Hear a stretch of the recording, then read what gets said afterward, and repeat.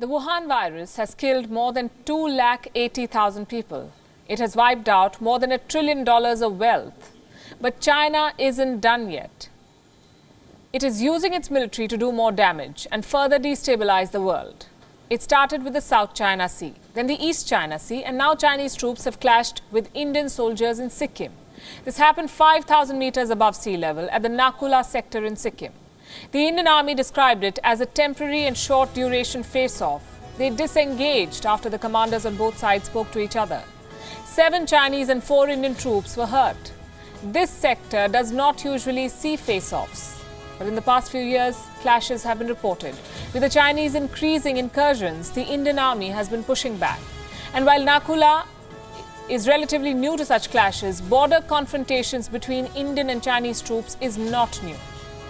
India and China have a long border dispute.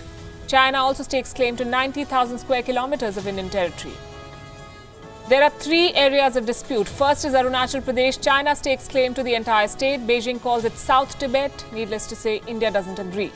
Next is Sikkim. It's a border dispute. And then we have Jammu and Kashmir. There's a dispute over the border. China also stakes claim to Aksai Chin. So how does China explain this latest provocation?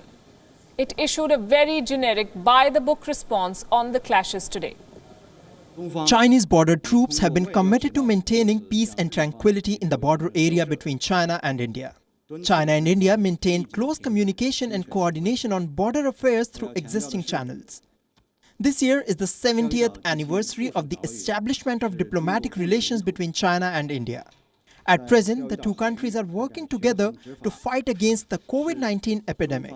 Against such a backdrop, the two sides should meet each other halfway, properly control and deal with differences, effectively maintain peace and stability in the border areas, and create favorable conditions for the anti-epidemic cooperation.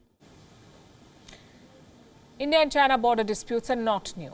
They've been on since 1962. So why is this one worrying? Because 3 years ago, things came to a head in Doklam. More than 2 months of tense eyeball-to-eyeball confrontation. Months later, a summit in Wuhan, of all places, helped calm nerves. And now, in the wake of the Wuhan virus pandemic, China is stepping up activity again. Sources tell us that the Indian side sought flag meetings, at least on 2 occasions in the last month or so. Both the times, the Chinese side refused. They were in no mood to talk, it seems.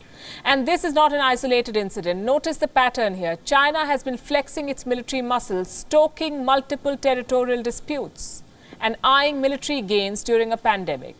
Look at some of the recent events. The Chinese military has conducted exercises near Taiwan. It has bullied smaller countries in the South China Sea. It has intruded into Japanese waters in the East China Sea. This is no longer just muscle flexing. This is a provocation. It's an escalation. At a time when China's rivals are vulnerable, what does it stand to gain? Why are the South China Sea and the East China Sea so important to Beijing? I can give you 3 reasons. 1, they are critical commercial gateways for shipping.